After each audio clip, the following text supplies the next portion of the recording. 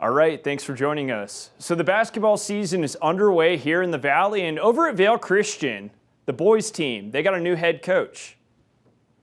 So we're with the new head coach of Vail Christian basketball, Andrew Newman. And Coach, you got a new season in front of you. What's kind of the expectation there?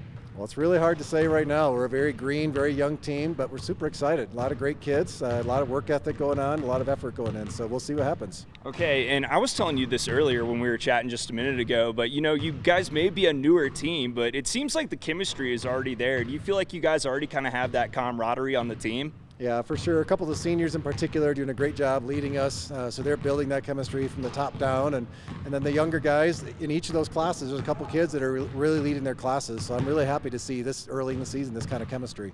Okay, in what ways will those seniors come together? You mentioned you have three, Jack Pryor, Will Newman. How do you think those guys are going to kind of come together and lead this team this season? Well, they're going to have to really put in a lot of effort on the court, probably getting a lot of minutes out there. Hopefully everybody stays healthy, but it's more their leadership off the court that matters. They're doing a great job really leading these guys and building that chemistry, especially encouraging the younger guys. You know, when you're new to high school basketball or it's your first time on varsity, there's a lot you got to learn. There's a huge learning curve, and those guys are doing a great job encouraging the younger players.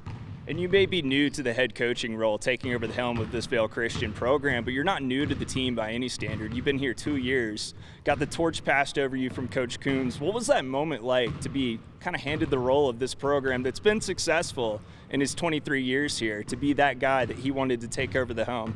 Yeah, that was a huge honor. Really grateful for everything that he's done for this school and for this program. I mean, like you said, 23 years, he's built a winning culture, a winning program, a great chemistry. We're going to be keeping a lot of the things that he did and just try to build on the great foundation he's already created. Okay, and you mentioned, not a lot's going to change. That winning culture is hopefully going to stick around too with you at the helm, but what things may change under your leadership? We're going to keep trying to maintain a pretty high tempo.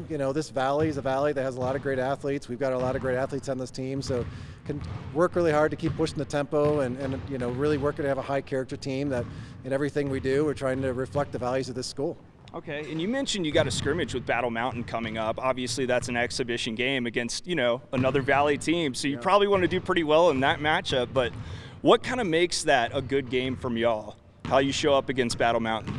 Well, it's going to be interesting because we're only going to have about 6 practices with this green group of guys before we hit that scrimmage, so we're still learning each other's names, let alone all the offenses, defenses, so a lot of it's just going to be going out there and playing good basketball. It is fun, though, to be playing inter-valley teams. A lot of these guys play together in the off season, so they all know each other, and so what's really fun is those friendships, knowing the coaches, knowing the guys, the friendships off the court, and then you get on the court, all of a sudden, game's on, it's competition, and even though in a scrimmage, you're not supposed to keep score, I can promise you, every one of our guys, they're going to know the score in their own heads, so we'll have a good time.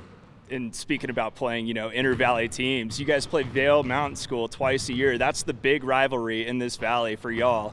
What's it going to be like, you think, just getting on the court as the head coach of this team and playing them this year for your first time at the helm? Yeah, this year we're going to be playing them at their gym. Their gym is always packed. It's a tight gym. It'll be a full house, I'm sure. And like you said, it's an in-valley competition, so this should be a really good time. This is going to be a tough game. They always play a tough game. They're a very well-coached team. They're very strategic in the way they play the game, so it's going to be a really tough game for sure. How have you kind of grown to appreciate this rivalry between Vail Christian and Vail Mountain School in your 2 years prior to taking over this team?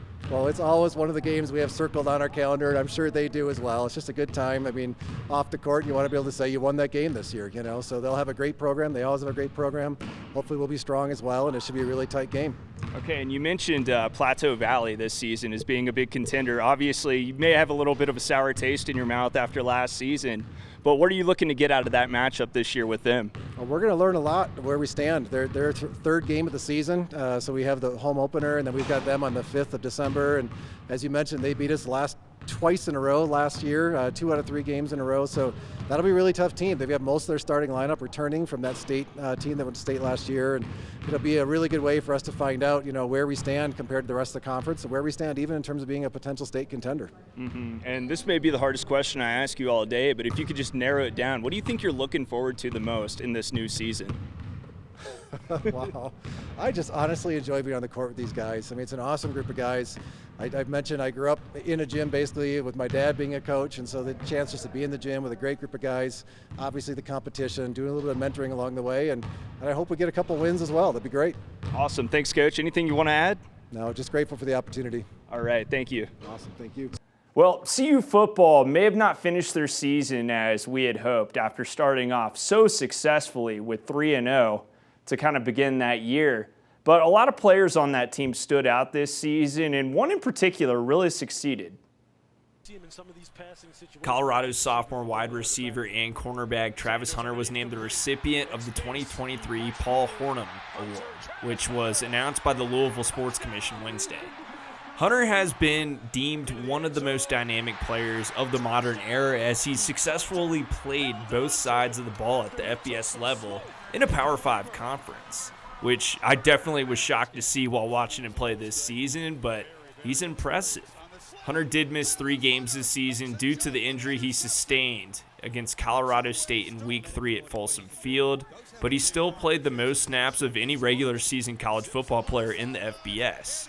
Hunter is the first player in the last 25 seasons with 50-plus receptions and 3 or more interceptions. The only comparable season to Hunter's comes from Georgia's Champ Bailey back in 1998 when he had 47 receptions for 744 yards and 5 touchdowns offensively, along with 3 interceptions on defense. It was a blast watching Hunter play this year at Folsom Field, and I assume he'll only get better and even more involved in the game when next season rolls around, so stay tuned for that. So there's some other football players to acknowledge before we move on to a different sport. The Jim Thorpe Award, given to the best defensive back in college football, was taken home by none other than Trey Taylor of Air Force. Taylor is the first ever Thorpe Award recipient from Air Force and only the second Falcon to win a major college football award. Taylor led overall ballots as a 47% first place vote favorite, with an average rank winning by only .12 to the runner-up in the nationwide voting. A first-team All-Mountain West selection at safety, Taylor contributed 71 tackles, 3 interceptions, 4 passes broken up, and a first career touchdown. He recorded tackles for loss in 4 games this season for the Falcons, making this his best season yet at Air Force. Taylor posted a Pro Football Focus grade of 82.6 and was credited with allowing just 18 receptions on 31 targets for an average of 10.1 yards per reception.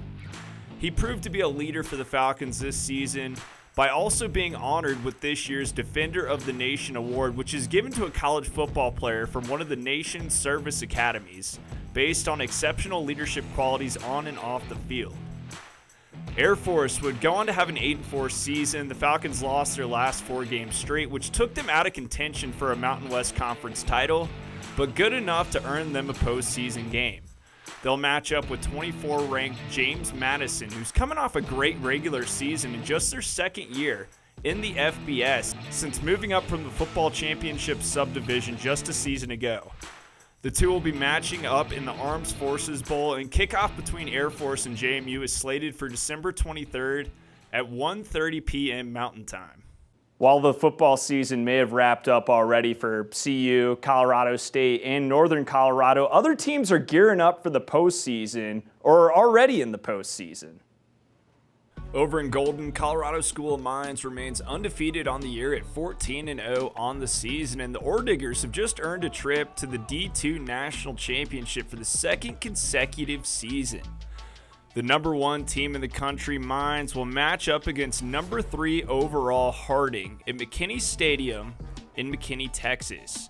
Mines 14 wins, best last year's team who went 13-3 for the most wins in program history. So they just set a new program record for wins at 14. Pretty big deal there. But Harding is also undefeated this year, making this matchup between the two schools all the more interesting for a title game. That kickoff is going to come at 11 a.m. our time. We're going to turn the corner now and take a look at some college hoops.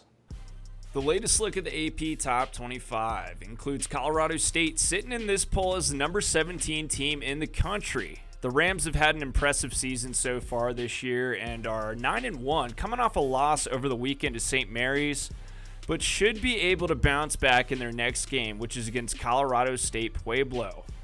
Turning our attention now to the flagship school of Colorado in Boulder, CU. The Buffs have played a great season thus far as well. They fell to Colorado State in Fort Collins a couple of weeks ago, and before that they lost to Florida State, but have looked solid since, as they've won their last 2 games straight. They have 116 votes, so they sit at the top of the votes next to get in. So if they win this Friday against Northern Colorado, we should see them in the next edition of the AP Top 25 poll for men's college basketball. With a win over the Chargers on Sunday, the Denver Broncos are back in that playoff conversation. Denver throttled Los Angeles on Sunday, beating the Chargers 24-7 on the road in LA. And with the win, the Broncos moved to 7-6 on the season, which only puts them 1 game out from holding the top spot in the AFC West. With the Chiefs losing yesterday to the Bills in a controversial fashion, this kind of helps the Broncos out because they just need to keep winning if they hope to pass the Chiefs for the division top spot. And they're only 1 game out from taking that spot from the Chiefs. So we need the Chiefs to lose and the Broncos to keep winning. Denver will match up with the Lions this Saturday, who are sitting at 9-4 on the year. So this may be a tough one for the Broncos. And just when we thought the Broncos were out of that conversation for playoff contention, they worked their way back in and are now looking pretty good at 7-6 on the year, only 1 game behind the Chiefs. They just got to keep winning, and there's a lot of time left in this season. But if they can keep their head held up, get those wins, we could be seeing them in the 2023-24 postseason this year. But make sure to continue coming back to us for all the latest sports coverage here in the Valley and beyond. We'll catch you next time.